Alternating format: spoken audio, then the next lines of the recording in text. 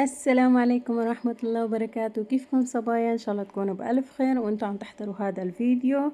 وكالعادة بنبدأ فيديو نهارنا بالصلاة على النبي. اللهم صل على سيدنا محمد عليه أفضل الصلاة والسلام. حبيبي يا رسول الله. وهون كالعادة بنبلش نهارنا كمان بفنجان القهوة طبعا لحتى هيك نصحصح ونفوق ونشوف نهارنا كيف رح يبلش. وهون يا صبايا فايقة ومالي خلق لا أعمل أكل ولا أعمل شي نهائيا، والبيت الحمد لله رب العالمين كان نظيف لأنه طول النهار إيدنا فيه يعني الحمد لله. اي والله يا صبايا هون كان قلتلكم إنه ما بدي أسوي شي وخلص يعني. بعدين شفت الولاد هيك إنه شوي جاعوا هيك فقلت بعملهم لفات جبنة يعني. إيه ابني على طلب وعلى طلب ابني الكبير هلا هو ابني الكبير برمضان أكتر شي. لو حتى يعني نحن قلت لكم ما لنا صحبة مع الحواضر وهيك يعني اصلا اغلب الاوقات يعني الاكلات هاي بتتاكل بالجمعة وهيك فانه تقعد لحالك تفطري ما فيك. المهم فانا ابني يعني ما من محبين الحواضر بس من عشاق الجبنة. فطول شهر رمضان إلا على السحور ما بدي شي بس عملوا لي لفات جبنة يعني على السخان. اي والله يا صبايا فكان يهلك اخته حرفيا. ان انا بنتي كانت تتعب تقول لي ماما تعبت من كثر ما عملت لها لفات جبنه اي والله يا صبايا الف صحه وهنا على قلبه. هو من محبين الجبنه يعني مثلي انا طالع لي هو على فكره يعني.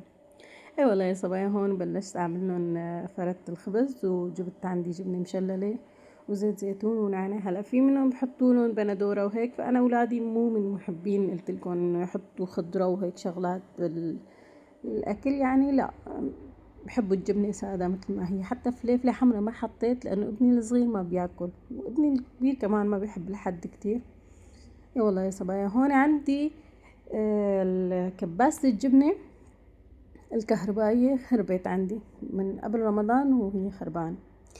قلت انا خلص بعملهم اياها على الطواية. عرفتوا علي شلون؟ اي والله حطيت الطواية حطيت شوي بقلبها زيت وكبستهم. هون كمان عندي كان في شوية موز. حركات الامهات لا والله كان عندي موز بس انا ولادي ما بياكلوا فواكه كمان. انا اولادي معقدين الله يحميهم يا رب يخلي لكم اولادكم. لا يعني هن مو من محبين الفواكه وهيك يعني هذا الشيء غلط اكيد يعني. انا بحاول قد ما فيني انه غير من طبعهم بس سبحان الله يعني قد ما فيك تغيري ما فيك تجبري طفل انه ياكل شي ما بيحبه.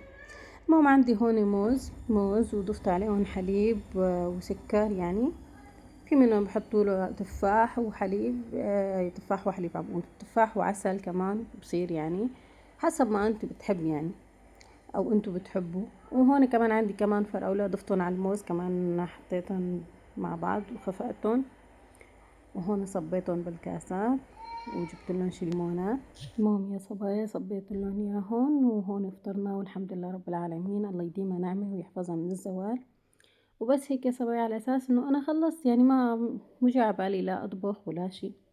وبلشت هون جليت الجليات وما خليت عليه شي ونظفت المطبخ. قلت لكم البيت كان نظيف وكنت عملت له حوسه يعني.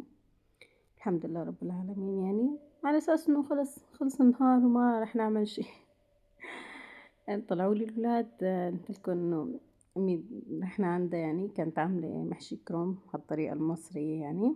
والله يعطيها العافيه وتسلم ايديها. تغدينا وكل شي ورجعنا اخر الليل. يعني انا قلت خلص انه ابني ما من محبين يعني المحاشي وهيك يعني. فقلت خلص يعني انه رجعت على البيت انه بدي احط راسي ونام. قام ابني قال لي يعني انتوا تغديتوا واكلتوا وانا بدي ضل جوعان؟ قلت له ايش شو بدك؟ قال والله ما بعرف انتوا شو بدكم. قام قال لي انه هو مشتهي على البرجر.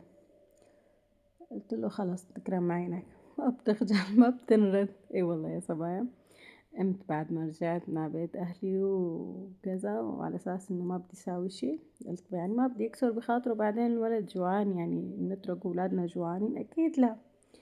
قمت والله جبت كمان عندي كان عندي لحمة. أول شي هون بلشت بدي أساوي عجينة البرجر. صراحة هي أول مرة بعملها. هلا في شغلات كتير أنا ما بعملها يعني بعمل العجينة وبعمل هيك بس عجينة الخبز البرجر انا هذا ماني عاملته. فقلت بجرب زبط ما زبط رح نزلكم الفيديو مثل ما هو.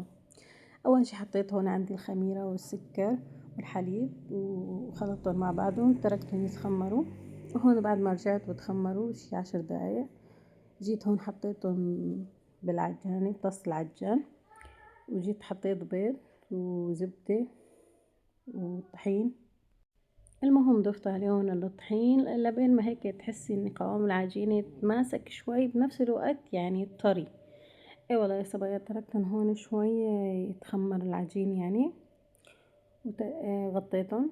هون كان عندي نص كيلو لحمة، جبتهم وحطيت عليهم ملح وبهار وفلفلة حمرا وبصل بودرة وتوم بودرة، هيك عجنتهم. ورجعت حطيت عليهم معلقتين بقسماط او كعك ناشف، كعك مطحون اللي بدكن اياه. اي والله يا صبايا المهم حطيت عليهم وضفت عليهم بيضة. انا بصراحة بالعادة ما بضيف عليهم بيضة، بحس انه بيعطي زنخة او شي، بس هاي المرة ما بعرف هيك كيف خطر ببالي وكذا. حتى الولاد استغربوا بعد ما قلت لهم وشافوا الفيديو صدموا. اي والله يا صبايا، بس والله العظيم طعمتها كانت طيبة وما حسينا لا بزنخة ولا بشي، الحمد لله رب العالمين. وهون بلشت أقرص اللحمة يا صبايا، هون قرصت اللحمة مثل ما قلت لكم وكورتهم كلياتهم ما خليت شي، الحمد لله رب العالمين. قلت يعني بالمرة هن عملتهم وعملتهم خلص يعني ما بدهم. اي والله يا صبايا بس خلصت. هون عندي طوايتين حطيت بقلبهم الزيت ليحمى، مشان البطاطا ومشان راس البرجر يعني.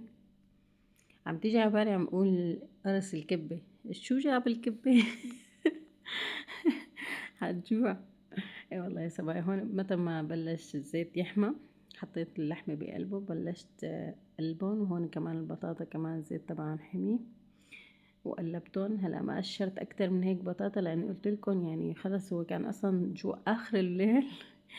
فقررت انه قلت له لابني خلص قررت انه افتح لي مطعم وانت تديره، لانه ما في حدا عاقل بياكل بعد الساعة 12 وحدة يعني برجر وهيك الا اللي مثلك. اي والله يا صبايا هون استوت اللحمة وطلعتهم، وكمان العجينة هون كمان عندي اختمرت وكل شي يعني. بلشت بقى انا بالعجينة اقرصهم وكورهم هيك كرات صغيرة.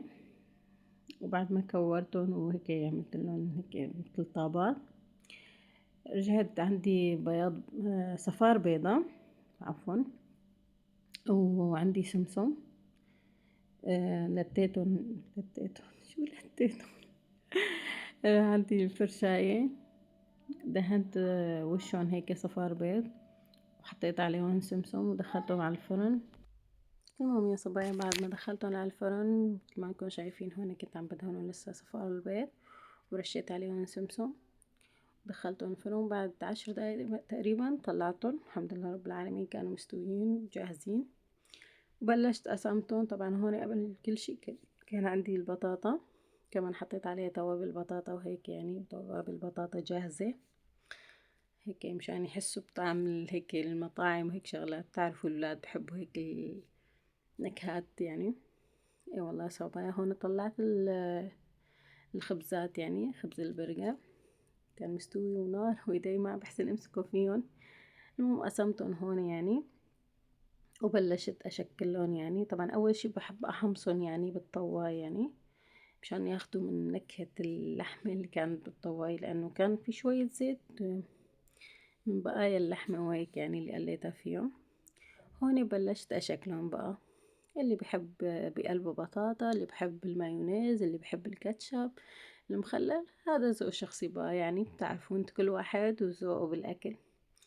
وبس هيك يا صبايا هذا كان الفيديو، الحمد لله رب العالمين تعشينا وأكلنا والحمد لله، الله يديمها نعمة ويحفظها من الزوال. وبس هيك كان الفيديو، بتمنى تشتركوا بالقناة إذا حبيتوا الفيديو وتفعلوا زر الجرس لحتى يوصلكم كل شي جديد أنا بنزله. بأمان الله صبايا، تحياتي لكم، سلامات.